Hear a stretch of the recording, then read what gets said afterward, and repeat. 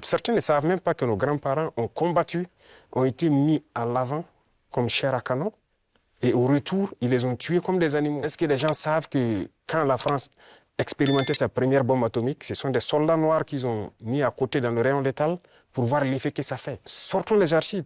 Tout ce qu'ils ont utilisé contre l'Afrique, c'est terrible. L'Afrique a contribué à sauver le monde.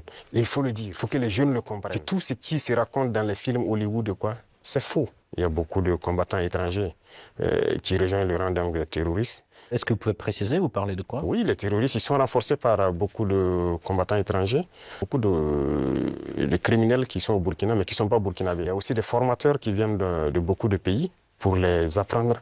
Mais ce n'est pas du terrorisme en fait, c'est de l'impérialisme. L'objectif pour eux, c'est de nous maintenir dans une guerre permanente, qu'on ne puisse pas se développer et continuer à piller nos richesses.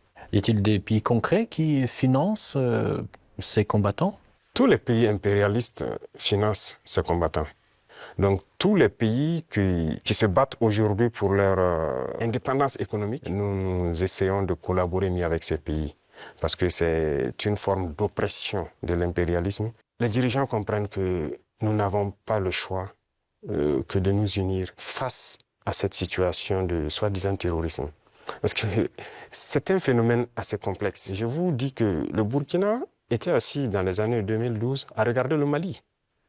On était, le régime qui était en place était ami avec ces gens-là. Certains vivaient même à Ouagadougou. Justement, j'avais une question sur le volet économique. La création de la devise propre à l'AES, est-elle toujours à l'ordre du jour? Oui, c'est à l'ordre du jour, forcément. Si on parle de souveraineté, forcément on a besoin de cette souveraineté-là. Voilà, donc c'est impératif.